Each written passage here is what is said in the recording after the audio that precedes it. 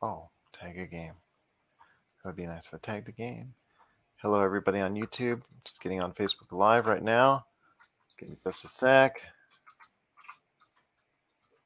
Have to get everybody on Facebook Live together. Star Wars Squadrons. All right, here we go.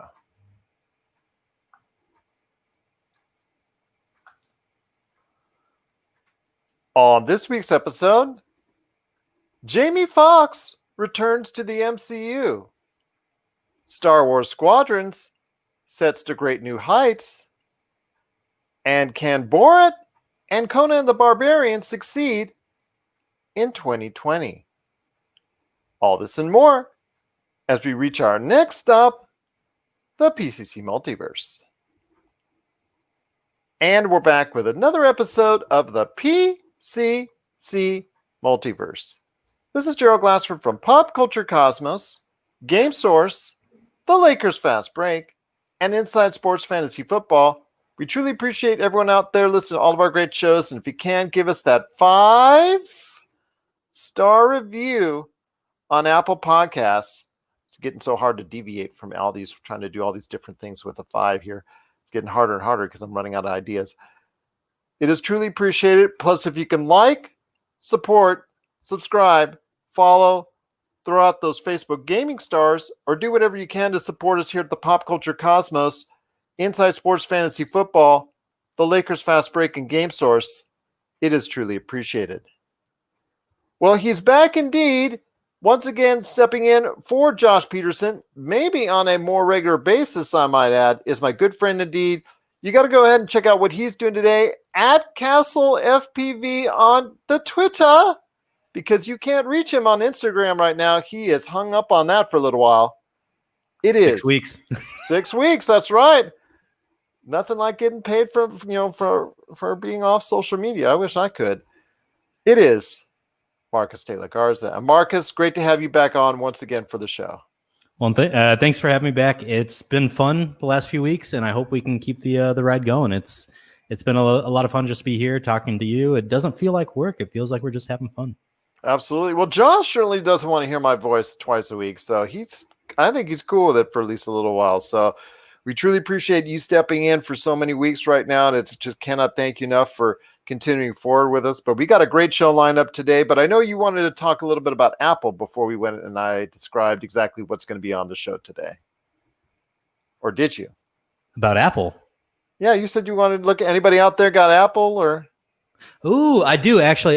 If anybody has an Apple TV 4th gen that they're not used, I understand that I'm not going to find a new one. They're old, but hit me up on Twitter, Castle FPV. That's with a K, Kastle FPV. I am in search of one. I'm trying to do a write-up on automation and set it up in my house to just kind of automate some things and have a good time. We'll see how it goes. We'll see how it goes indeed. See, Pop Culture Cosmos is now classified there for you. Buying and selling stuff indeed. But we got a great show lined up for you today. We've got Marcus De La Garza and I going to be talking about a lot of great things, including Jamie Foxx returning to the MCU, Star Wars Squadrons hits shelves and retail. Well, okay. It's basically going to hit digitally this weekend. So we're going to talk about Star Wars Squadrons coming up here in a sec. South Park had a pandemic special. Does South Park still retain the charm after all these years? Speaking of charm after all these years, can Conan the Barbarian and Borat reach that same kind of level of greatness that each one has achieved over the course of time? We're going to talk about that coming up in a little bit as well. Roccat sent me over. If you got a chance to check out our Monday program, I did a live unboxing on the air with Josh, and one of the products I got was the Roccat 7.1 ELO USB headset that I'm actually using right now. So it's a little bit different from Audio Technica. I'm using a Roccat ROCCAT 7.1 ELO USB. I'm using the corded version, but it also comes in a wireless and also a stereo version at 3 different price points. And you can look on Amazon, Target. There's so many different outlets that it's going to be on starting the end of actually on the 4th, October 4th. So I'm going to go ahead and share my thoughts on my time with the Roccat ELO 7.1 USB coming up here on the program, give you a little bit more information on that. Plus also as well, we're going to be talking AEW on TNT It's 1 year. We'll see how well they're doing. Plus, also as well, Call of Duty. With Call of Duty, they released a trailer for their zombies because zombies are coming back to Call of Duty in this year's rendition of Call of Duty Cold War. So we're going to talk about that on the show as well. And then also, last but not least, certainly not least, I have a great interview, Console Wars. Marcus and I spoke so highly of it on last week's program in regards to Console Wars, which is available as a documentary. Just really, really good thing you got to go out of your way to see. That's on and available at CBS All Access. I got a chance to sit down with the directors of Console Wars, Jonah Tulis and Blake J. Harris. I got a chance to speak to them earlier this week, and I'm going to pop that interview on this show as well. For audio listeners that are listening to us on radio worldwide and on any available podcast outlet, you're going to hear that. You're going to hear that interview coming up later on the show as well. But first, my friend, I want to talk to you real quick about just hit over the wire from Hollywood Reporter. They announced, or they're reporting, that Jamie Foxx's character, Electro, that we saw in the Andrew Garfield Spider-Mans, is actually going to be appearing in the new Spider-Mans. And it was clearly worded that he is going to be connected to the MCU. It was clearly worded in this article. I don't know how it's going to be related, because I know Sony and Disney, Marvel, that type of deal, they're going to try and select which Spider-Man characters are going to be connected in the MCU. But I want to hear your thoughts on Jamie Foxx returning the Electro character to the MCU. I'm very excited about this one. It's going to be fun to see him reprise the role, and it's interesting to see what they're doing here. They're losing some big name stars at the end of the Last Avengers for the cinematic universe moving forward, and so it's to me it's kind of nice to see that we're reloading the stables here, and you're going out to get somebody that is generally universally loved in Jamie Foxx. You don't really find a lot of people that don't like him. It's a great actor, truly great actor. Great actor. He just great all around talent at the end of the day. Absolutely. Yeah, singer, tremendous singer as well. You're right. Yeah, great all around talent. So I'll be very excited to see what he brings to the next movie. And I'm pretty excited to see how he integrates into the storyline here moving forward for the long term for the cinematic universe. I am as well. It's going to be interesting what kind of new twist they can put on the Electro character, because his character in that movie, I don't know if it was greatly rewarded or was greatly applauded. I mean, obviously he's a tremendous actor, like we said, but I know that movie itself, Sony liked it so much, they rebooted the franchise. So that tells you anybody associated with it, I thought, well, maybe they would not be well thought of in the realm of Sony. But obviously Jamie Foxx is so well thought of within the confines of Marvel, the MCU, and especially Sony, that he will be most likely appearing at some point within the realm of the newest Spider-Man, which is going to be the third version of the Spider-Man, the third rendition of the Spider-Man, whenever that hits theaters, I think late next year, if I'm not mistaken. So it will, and it was clearly worded that it was going to be association with the MCU. So that tells me right there that is going to be of some interest as far as his character, not just being a one and done villain. And there you go.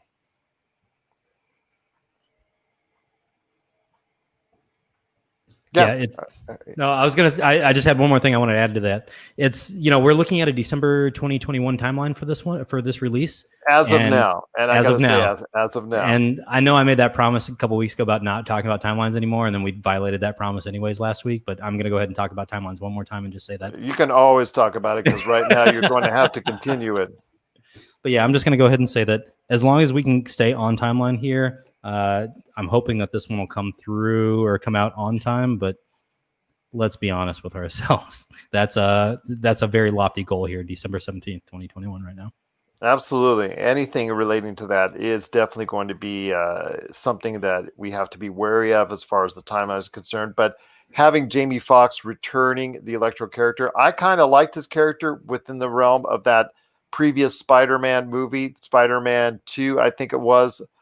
Yeah, it was the second, because they only did 2 Andrew Garfield's movies as far as Spider-Man is concerned, if I'm not mistaken. Yeah, just 2. Yeah, so he was appeared in the second one. So having him come back for Spider-Man 3 with Tom Holland is going to be very interesting to see how they work in that character moving forward. And then if it was clearly worded in this Hollywood Reporter article that was exclusive to them, and give them props for getting it, that the MCU is going to be involved somehow as far as his involvement is somewhere in the timeline of the MCU. I'm very curious to see where that falls and how that falls for his future in the Marvel Cinematic Universe. What are your thoughts on Jamie Foxx returning to Marvel, Spider-Man, and possibly even the MCU?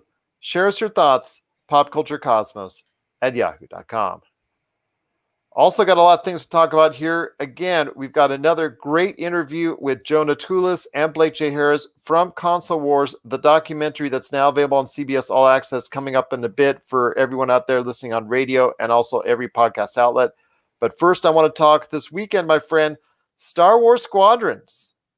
It's hitting, you can say it's still hitting store shelves, but for most people out there in the middle of a pandemic, they're still going to be buying it digitally, because digitally is becoming more and more a reality as far as the way people are buying their games. That is hitting digitally and also retail store shelves this weekend. Price point is not too bad, $39.99. That's really something that surprised a lot of people. The early reviews for the single-player adventure have come out, and they are pretty good, pretty strong. A lot of 7s, 8s, and even a 9 here and there. Very impressed by it as far as what I've seen so far, as far as the reviews, the well thought of, and things of that nature. But I want to hear your thoughts. To me, the multiplayer experience is obviously what's going to sell this game, because no matter how good this narrative is, it's going to be something that can't be very long for a $40 game. It's, maybe about 6-8 hours, something like that, I think is what most people are saying it's going to be roughly in. But still, it's still worth your time. But I want to hear your thoughts on the future for Star Wars Squadrons. You could keep putting DLC on this, keep putting DLC. They're supposedly minimizing the amount of transactions because the heat they got for Star Wars Battlefront and all that mess, which we saw come up again earlier this week for FIFA in their advertising on a kids magazine, which I thought was really, nice, really way to go. But I want to hear your thoughts on Star Wars Squadrons. Is it something you're excited to play starting this weekend? Yeah, I'm gonna go ahead and say this right now. I just canceled my PlayStation membership, PlayStation Plus membership, a couple weeks ago, just because I was getting ready to anticipate the release of the next the PS5, and I just wanted that and kind of just delay. I didn't really need to pay for it right now. I've got 2 or 3 months off, before before I buy my next console. But that's about to change. My wife is going out of town this weekend, and at $40, why would I not buy this game and play it for 3 days straight? It's going to be fun. I do want to give a shout out to Charlie Hall over at Polygon. Did a great review on it, really in depth, and it just came out this morning actually. And so, but he talks about how he spent 3 days in the cockpit and he just got lost. And watching the reveal trailers for the multiplayer stuff, I got lost in it. There's a lot of customization you can do on the fighter itself, on your aircraft itself, for your player. A lot of customization all around. This is going to be a really, really great game for $40, and I can't believe that's the starting point that it's coming out at. I almost feel like there should be a catch. I almost feel like there should be something like EA, because this is EA. Right. Say, yeah, and EA has such an outstanding, sterling reputation, and I'm being so sarcastic when I say that, being it was voted actually during the mid 2010s, like once, twice, or sometimes I think maybe even 3 times the worst company in America, as voted as far as just most hated, most vile company in America as far as from what gamer standpoint is concerned. And the Star Wars Battlefront microtransaction issue, or the almost video game gambling, almost a version of video game gambling with the packs and all that, as far as the loot boxes and things of that nature, I should say, with FIFA. They're trying to do it now with the packs and all that. But I want to hear your thoughts as far as this game. It really just to me, I cannot believe you're getting something out of this good. Coming off of Star Wars Fallen Order and how well that game was perceived, this seems to be like on the surface. We'll see how sales are going to end up this Christmas. On the surface, this seems like the second win in a row for Star Wars for EA. Well, it's definitely going to be fun. Make sure anybody who buys it and plays it this weekend, please let us know. The fleet battles that you get into in the multiplayer online modes are supposed to be epic, and it's only 5v5, so it's 10 players total on the fleet battles. But you're being hit with constant actions to be doing, things, objectives to hit. And it sounds like this is going to be the mainstay for the entire, and not even sounds like, it was in the trailers. I mean, it's been everywhere that this is going to be the mainstay for this entire game. So I'm very much looking forward to it.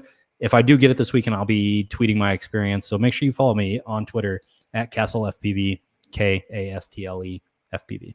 Absolutely. Want to also give a big shout out to Nancy Weems, who's watching us today. Thank you so much for watching. As always, Nancy, truly appreciate it. But yes, it is Star Wars Squadrons. It is coming out this weekend, available on all the major formats, including PC, PlayStation 4, and Xbox One. So a lot of people are very excited for that. And if you're excited for Star Wars Squadrons, we do want to hear your thoughts. popculturecosmos@yahoo.com. Well, there's still a lot more to talk about on today's program. Before we even get to our good, a really great interview that I did earlier this week with Jonah Tulis and Blake J. Harris of Console Wars. First thing I want to say is South Park had a pandemic special. Got a lot of advertising, got a lot of promotion. They're still up in the air as far as the ratings are concerned on it, how well it did and whatnot. But, South Park just doing what it can to shock and awe, even after so many years, doing this for Trey Parker and Matt Stone. I mean, it's something that I was really into South Park for so many years. I understand that they came back and they tried to go ahead and go out of the way to offend everybody right now at this point in time. And that's up to them. That's all political and all things like that. But of course, they're going to go ahead and touch on this issue because they love touching upon current issues. That's why the show still is so popular to its degree. I really was into it for the 90s. And then it just really, life got in the way or things like nature. It's really been hard for me to get back into it. I did love their efforts as far as Team America World Police. And of course, the South Park movie, Bigger, Longer, and Uncut, which again, people laugh at me when I say this. It's before I saw Hamilton, it was the best musical I had ever seen. Because you have to treat it as a musical. See, you laugh at me when I say that. No, I'm laughing because it's true. It's true because people laughed at it, but then they realize that they watch it and they saw it, and it's like, you're right, Gerald. They went into it as a serious musical with a whole bunch of not so serious jokes that they throw in there from not so serious characters. But they went into it and they treated it as it's just okay. Getting off topic here, but yeah, if you ever get a chance, watch South Park, Bigger, Longer, and Uncut. You'll realize that it's a truly outstanding musical. But getting back to the show itself, do you still find it as irreverent and fresh as many people have, or as many people did, for so many years? I mean, does it still have that South Park magic? To me, it does, but it's been modified throughout the years, and I think you said it best. They've shifted the way they built the episodes throughout the years. It's still rapidly built. It's still rapidly animated. It's still that classic South Park, but it feels like a few years ago they just decided we're done. We're just going to offend as many people as we can. That's it, end all be all. And so just watching the pandemic special last night, you could see it on display there. They went after the people. They went after the anti-maskers. They went after the people that are pro-mask, that are too overly pro-mask, which I don't think that is actually a thing. I'm just going to go ahead and say it. I don't think it is a thing. But yeah, nobody was safe last night, per usual. And I actually really, really, really, really, really enjoyed it. Very true to life right now. It feels like a lot of the things that we're seeing in real life, they just parroted and took to the extreme like they normally do.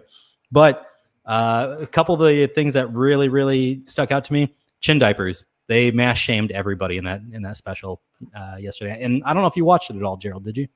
Yes, I did. So. Oh God, the chin diapers, the mass shaming they did, the Mickey Mouse appearance again. I wasn't expecting that one, but they go after Disney with a vengeance on that show. Oh my God, they went after Mulan even in their discussions. It's outstanding. I thought that was probably the most accurate, fantastical retelling of what we've been going through. If you can have an accurate, fantastical retelling, that is. So it still has that charm. It still has that relevance. It still has that interest. It does for a lot of people. It does for me, and I understand that. I did watch the early seasons, and I did take a break from South Park for a while, but I came back in 2014, 2015-ish, and I've been hooked ever since. It feels like the crassness has been ratcheted up a little bit, not a little bit, a lot bit, and we're finally at a point with society that we can deal with that. No, absolutely. So I agree with you. It still has that irreverence. I don't pop in every week anymore. I pop in on major things. I think a lot of people do at this point, because when you have a series that's run so long, a lot of people just don't have the time to pop in every week. So they pop in for the major stuff, like what happened with this heavily promoted pandemic special. So we'll see where the series can go from here, because they base everything off of the real life events that what happens in our world. So as long as real life comes into play and still is as crazy as ever, then you will continue to see South Park as crazy as ever and still be relevant and still get the ratings that they do and still be something that Comedy Central can actually use as a foundation, still continuing going forward. What are your thoughts out there on the South Park pandemic special? We want to hear your thoughts. Was it too crazy for you? Did they go over the line? Well, if they haven't yet for you, then you got no line to cross. But they usually try to go out of their way to offend someone, and they did so indeed. But I want to hear your thoughts on South Park. Did you enjoy it? Pretty much when it comes down to it. Did you enjoy the South Park pandemic special? Share us your thoughts, popculturecosmos@yahoo.com. And as Nancy Weems says, Kenny always gets killed. Yes, he does. But speaking of stuff that is been around a while, that's trying to reach out to a 2020 generation, we just saw the trailer for Borat, the new Borat, which is called, I love how Borat has always these, the titles are just so out there. I mean, obviously we saw the Borat, the one that had the extra long title, but this one, a little bit smaller, but still offbeat. Borat Subsequent Movie Film is the title of the newest Borat film, the sequel, I think 14 years later, as he says in the trailer, and it is coming just before election time. Fancy that, to Amazon Prime. I believe it's coming to Amazon Prime later this month. So the first trailer came out for it this week. In fact, I want to ask you this, my friend. Can Borat, a sequel, because Sacha Baron Cohen is a genius, and one of these days I think he's going to be the next comedic actor to really hit on a serious role. I think he's really talented, and I think you need to find the right role for him. But I think he will at some point in time get one of those roles, like we saw Adam Sandler last year. Right. Yeah, so I think he's the next big major comedian to have a role like that, where a serious role where he can really score. But getting back to what he does right now and what he does best, do you think Borat will actually strike twice this time around? We briefly touched on this before the show started, and I do want to say that I hope it does, but sequels generally have a pretty steep uphill battle, and I don't know if this one's going to be any different than any other sequel. I hope it is. Just looking at the trailer and kind of reading through some of the stuff on it, they received a little bit of assistance from Universal in the filming of this. And I don't know, it wasn't really called out. It was a Hollywood Reporter article. It wasn't called out if that was financial assistance, production assistance, whatever it was. Universal had a little bit of a hand in it, but at the end of the day, Sacha Baron Cohen still owns the entire rights to this entire film. And so ending up at Amazon, I think that's going to be one of the best things they could have done. that's where they're going to make the most money at right now. Oh, either that or obviously Netflix, because they've been announcing what the ratings are for the past couple months. Nielsen's been trying to get a little bit better beat on it, and Netflix has dominated the streaming ratings. But with The Boys, Amazon has finally struck gold with something that has garnered them huge ratings. I expect the Lord of the Rings series, once that hit, that will also get huge ratings. So will Borat be that type of windfall for them as well? I think it can, especially around the time it's being released just before the election later this month. And I think the timing is very on point. I think it was intentional. And I'm looking forward to seeing what Borat 2, which is called, again, Borat subsequent movie film, will do for audiences going forward. Also announced this week. Oh, go ahead. You want to say something? No, I was just going to say it's a super long title. It's Borat subsequent movie film, delivery of a prodigious bribe to American regime to make benefit once glorious nation of Kazakhstan. I wasn't going to go ahead in this one. So it's actually a longer movie title than the first one, if you read the whole first movie's title out. So it's a humdinger. I mean, he does that's a joke in and of itself, right there. It is. Yes. So even if you can't laugh at the movie, you can at least laugh at the extra long titles that he puts each and every time out. So it is Sacha Baron Cohen reviving the Borat character one more time. And we want to hear your thoughts if you're interested in catching it later this month. popculturecosmos@yahoo.com. But Conan the Barbarian, a new series in development, was also announced. I think it's coming to Netflix, if I'm not mistaken. It is. Yeah, and I want to ask you thoughts on this. I got a feedback from someone that when I reported it on Pop Culture Cosmos on Facebook, that they did not think it would work in this day and age. I want to hear your thoughts on that. Conan Exiles, the game, it didn't come out to great reviews, but it's had enough of a following as far as surviving, as far as that's concerned. But Conan the Barbarian, I know it came out with Jason Momoa. He had a try at the character way back when. I know a lot of people have forgotten that. So obviously it tells you that it wasn't very much well thought of. Right. Can a Conan the Barbarian work in the Netflix as far as can Conan the Barbarian work in a new streaming environment in 2020? I absolutely think it can. This is going to be an interesting ride for this franchise moving forward. Netflix is just trying to, from a global perspective, they're just trying to acquire intellectual property right now, and they want stuff that really resonates across the world. And fortunately or not, Conan the Barbarian does, right? And it's still being played in many countries around the world, and people still love this show just as much as they did when it first was on the air. So just Netflix grabbing this alone, great sign. I would be interested, and Tech Radar had a decent article on it earlier today about how this might be another series in the same vein as like The Witcher, right? That's what I was going to tell you. Yeah. Yeah. I mean, if we can have something in that same vein, absolutely. This is going to be a successful series. If you have anything other than that, I think this is going to struggle to either resonate with current viewers or just grab anybody. This is going to be a hit or miss. And I think as long as they continue on the same path that they've already announced, we're good. I mean, because we have no showrunner, we've got no writer, we've got no it's rumored we've got no cast, but I'm sure we at least have one person that we've already started talking to in this process. So this is going to be a fun one. It's really going to be a hit or miss, though. I can't tell you right off the bat whether or not it's going to be successful in today's environment. I hope it is, but only time will tell.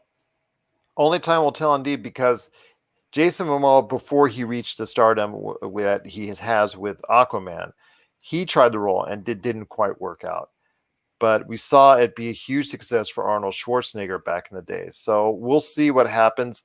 Like you said, it's got to have that charismatic actor in that lead role to see what's going to happen going forward for that to be any type of success.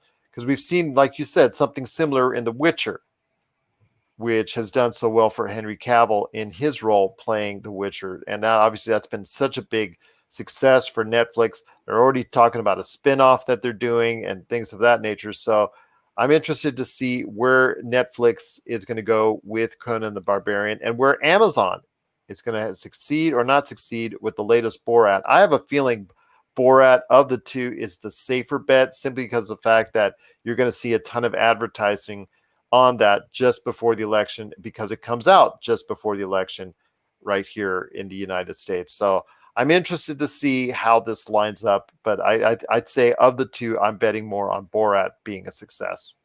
The only reason I'm going to hang my hat on Conan right now is the hope that if it does succeed, we're going to see a lot of spinoffs for that entire franchise. You'll see some of the older movies come back, whether in TV show form or just a total remake. Absolutely. So we'll definitely see what happens when it comes to what we're checking out down the road with Borat coming up later this month, the sequel. And you're going to, you can go ahead and read the long title if you want to. I'm just going to call it Borat Subsequent Movie Film, the sequel to Borat. You can read that long title if you want on your own. And then also a new Conan the Barbarian is in development at Netflix. So we want to hear your thoughts if you're excited for one or the other, but definitely want to hear your thoughts if both will succeed, both will not, or if one or the other will go ahead and have their way with audiences. Share us your thoughts, popculturecosmos@yahoo.com. Well, coming up next for everybody listening out there on audio, on podcasts, or radio stations worldwide, it is a great interview that I had with Blake J. Harris, the author of Console Wars, who's also one of the directors of the documentary Console Wars, which is now available on CBS All Access, along with Jonah Tulis. I had a great conversation with both of them, and also dropping names, Seth Rogen and Evan Goldberg were executive producers on it along with them. So you want to go ahead and listen to this coming up after the break. I've got a great conversation coming up with them right after the break. This is the Pop Culture Cosmos. This is the PCC Multiverse. Forgot what show I was on for a second. And we're back with the PCC Multiverse. And we're back to close out the PCC Multiverse. This is Gerald Glassford along with my good friend Marcus de la Garza. Before we head on out, my friend, I wanted to go ahead and hit up AEW, All Elite Wrestling. They've been on TNT for a year. They had an anniversary recently. It's been a year already. People thought, oh, this isn't going to work. It's going to fail. Some people said they were good right now, that they would be way ahead of the WWE. It hasn't certainly been a failure, because on Wednesday nights, competing against the WWE's NXT, they have become a leader. They've gone ahead of NXT virtually every week. Right now, they're averaging anywhere between 850,000 and 1 million viewers. It's down from the original. It's down from the premiere 1 year ago, because that, I think, earned 1.4 million, or in and around there, if I remember correctly. But yeah, it went down to its lows in the 600,000s, but is now right in a steady range between 850 to 1 million viewers, which 850,000 to 1 million viewers is a really good number right now, considering the competition that they go against on Wednesday nights. In fact, splitting the audience for pro wrestling fans, because you have NXT on that same night at the same time, just like the old days between Raw and Nitro. So I want to hear your thoughts on AEW on TNT 1 year later. Has it been a success? TNT certainly thinks so, because they've signed them to a contract for 3 years, at least on that. So at least it's got 3 years to go ahead and prove themselves as an organization. Yeah, I think this has been a great success, good resurgence in professional wrestling. This is a medium that's kind of faltered over the last decade, I would say. And it's nice to see it on the upswing again. I had no clue that TNT was hosting AEW until about February-ish, when a friend of mine, Nat Pagan, actually was telling me about it. And it was a trade-off, actually. I was telling her about NASCAR. She was telling me about AEW. And from there, I've started to follow along. And so, anytime they have a big event, I'm not watching it live, but I'll go back and take a look and watch the highlights from their events now. And it's got me to the point now I'm ready to start tuning in weekly. That's going to be quite the argument with the wife, but it might just be DVR'd on YouTube TV moving forward, and I'll just watch it after the fact. We'll see how it goes. But I'm very excited by this, and their numbers are going up again, like you were talking about. They did have that rough spot in the middle there where they were down at 690,000 viewers a week. but they're back up to, and I've got the numbers right here. It looks they're like fluctuating between 850 and $1 million. Yeah, I mean, like last week they were at 835,000 for Dynamite, right? And those are great numbers, man. And they're not playing on the same day all the time because of the NBA playoffs. So they're not usually playing. Yeah. So you got to put that into consideration. So yeah. So, I mean, they're going up against it right now. And I think their numbers are showing that, on the other side of the playoffs here, when TNT gets its normal network programming back or normal network. Which it has. It's now back because the NBA finals. Yeah. Speaking of which, you guys are doing some great work over at the Lakers Fast Break right now. Well, thank you. It's been fun listening to that. So if you haven't had a chance, go listen to Lakers Fast Break with Gerald and all the other guys. It's been fun. But this is going to be a fun final series. We'll leave that discussion over there. Okay, thank you. And there's plenty of discussion. I will say that, but thank you for the kind words. Yeah, but it's been fun to watch AEW getting back here to the topic at hand for a second. Watch the resurgence here. I'm looking forward to the fact that, you've actually got guys that are longtime wrestlers, Cody Rhodes, that are at the helm here. Whether it's Cody Rhodes or anybody else that's tied in with the company. I'm drawing a blank here. Chris Jericho and Darby Allin. It's fun to see the network put a lot of faith in the performers here, the guys that know what sells well to the audience. And that's the thing. I mean, I could go with you into a deep dive in AEW on what they're doing right, what they're doing wrong, why they're connecting with the audience, why they're not. I'm not going to go old school Jim Cornette because Jim Cornette hates AEW right now with a passion because of whatever it represents. Again, I've been a little bit harsh early on with what AEW was doing, and you could always be the same thing with WWE. Their storylines, characters, who they're pushing, who they're not. We could go on all day about this. Right now, you just got to go ahead and give the AEW a big compliment for being something that people are watching each and every time out, getting a 3-year prove it from TNT. So they've got 3 years to go ahead and work on AEW. They're not on a case-by-case, week-by-week basis. The fact that TNT is going out of the way, they're promoting them because we saw liberally just a lot of advertisements from TNT with AEW all over it. And it shows you the confidence they have as being one of the foundational pieces for the network going forward, that it's a great sign for AEW, and for AEW fans, it's a great sign indeed to see that the company of TNT, this channel, the network of TNT, really supporting this, because we've seen where other wrestling organizations don't get that kind of support from their stations that they're on. But TNT, you got to give them props for supporting AEW, and AEW on TNT 1 year later, I think has been a great success for them. Absolutely. What are your thoughts out there on AEW on TNT 1 year later? Share us your thoughts. popculturecosmos@yahoo.com. Well, I also want to go ahead, and before we head on out, my friend, I know we're going to talk about Among Us as one of the last things that we're going to drop here. But speaking of video games, zombies are coming back to Call of Duty because it's Treyarch, developer this time around for the latest rendition of Call of Duty Black Ops. Get rid of the Black Ops, please. Cold War. Call of Duty Cold War. That's what I'm going to call it from this point forward. I like it. Yeah, but I want to ask you this. They're bringing back zombies. It's, I think, the 6th or 7th time that they brought back zombies. Not just Treyarch, but once Treyarch had success with it in the World of War series, World of War game in 2009, the other studios have tried to bring back an Advanced Warfare, Infinite Warfare, and things of that nature. Sometimes it's clicked, sometimes it's not. Are you still excited if you play Call of Duty? Because you said you're going to return to Call of Duty with Cold War because it looks so interesting to both you and I. Are you excited to go back and play zombies once again in Call of Duty? Yeah, absolutely. I assumed we were going to be doing some multiplayer zombie action online together. But if not, you got to let me know now, because it's something I really enjoyed from World at War. I enjoyed it in the subsequent games. I did take a break from Call of Duty, so I didn't get to see the last 2 iterations of zombies here. But I do want to say that I'm very excited about this one. I don't think it's overplayed. I don't think we're over the zombies yet. Just watching the reveal trailer earlier today was fun. It kind of got me excited it got me very excited for it. This is something that just thinking back on it, I remember like sitting in somebody's basement and just playing for hours and hours and hours. And it just felt fun. It was a nice way to kind of just hang around. And then eventually, we got the multiplayer online modes and made it easier for us to actually play as a community. And I really enjoyed it. I'm excited to see it back. It sounds like you're not wholly sold on the zombies though, Gerald.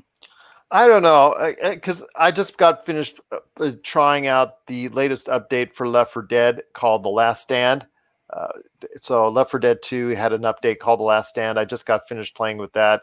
I enjoyed my time there. I compare that to what I've played before in Call of Duty COD Zombies. It's all right. But to me, I like the fast action that Left 4 Dead 2 throws at you and the pure chaos that can happen. So we'll wait and see. I'll give it a try. If I get the game, I'm going to definitely give it a try because it's there. I wanted to go ahead and mention Nancy Weems. She had some, comments as far as what's going on. She could write a script for Cartman and the Three Groundhogs. I guess that's what she was talking to the kids about whatnot. She hasn't watched for quite some time, so hopefully she'll get back into South Park.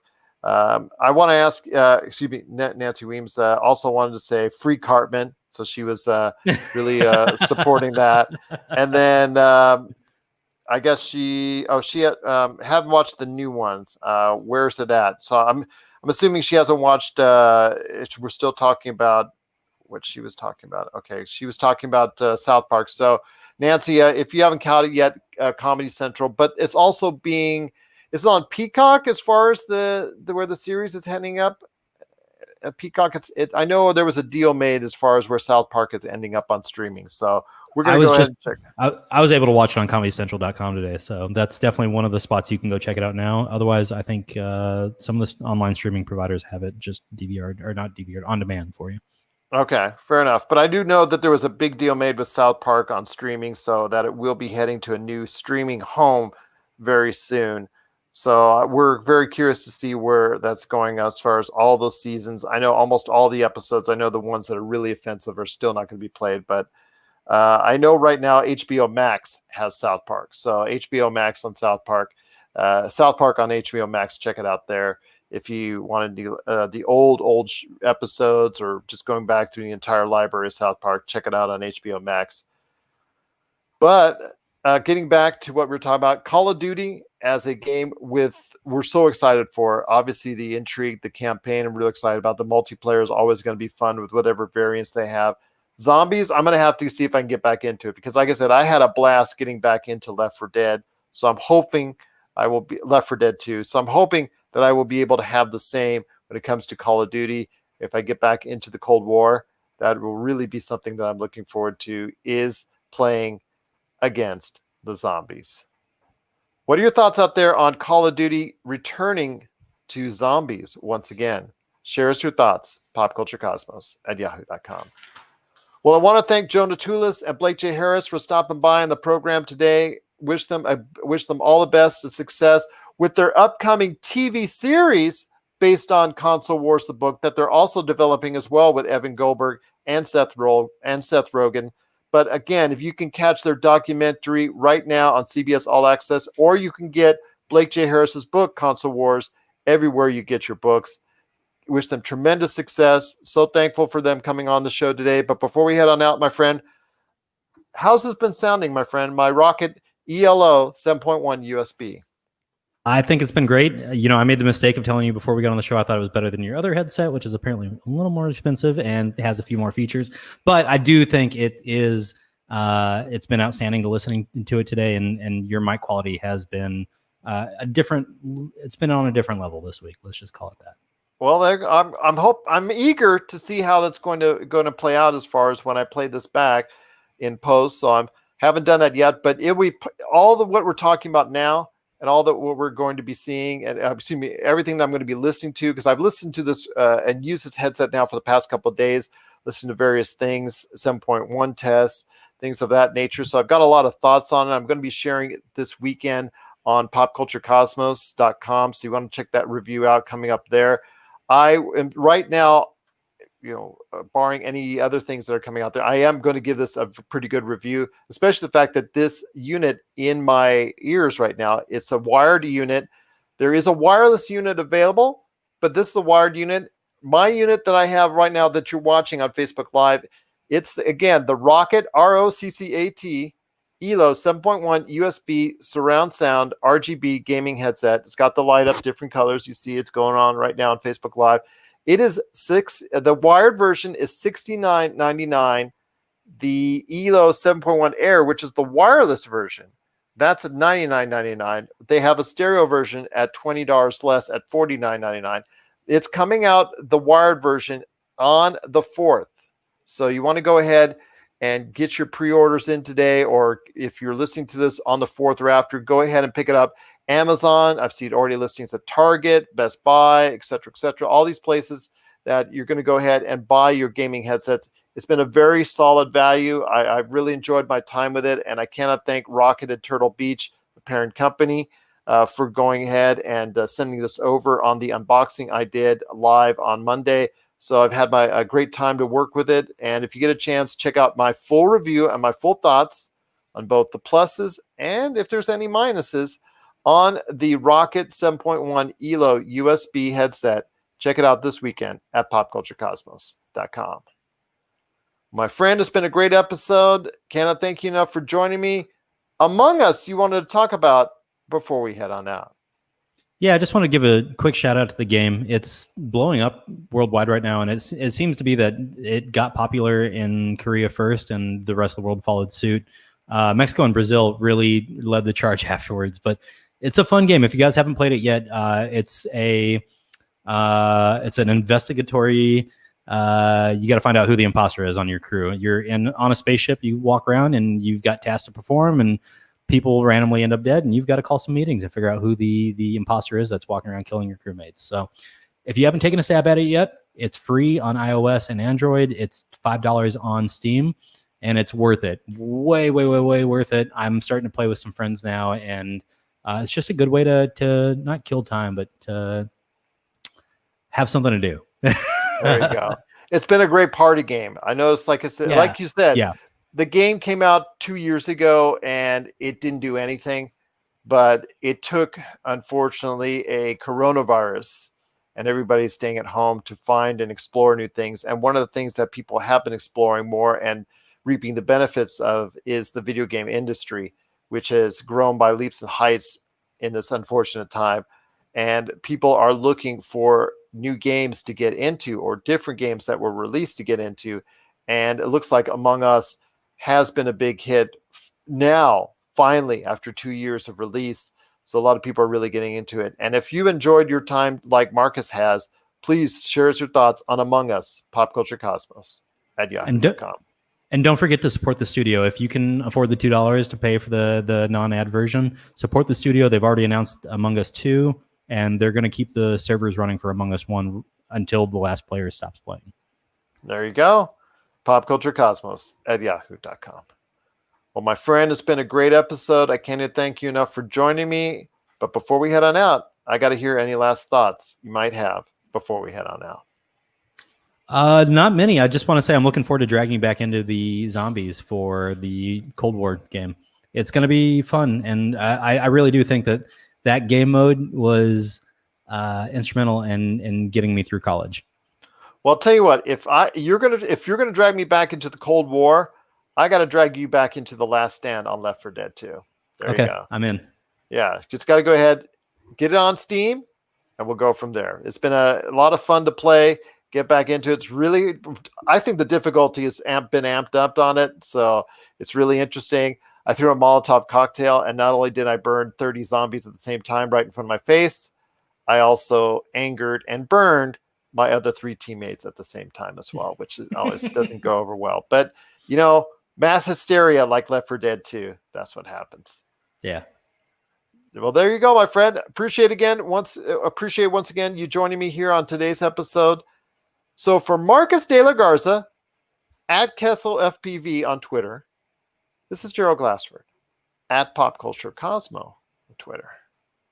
It's another beautiful day in paradise right here in the PCC Multiverse. We thank you for listening. And here's hoping you have yourself a great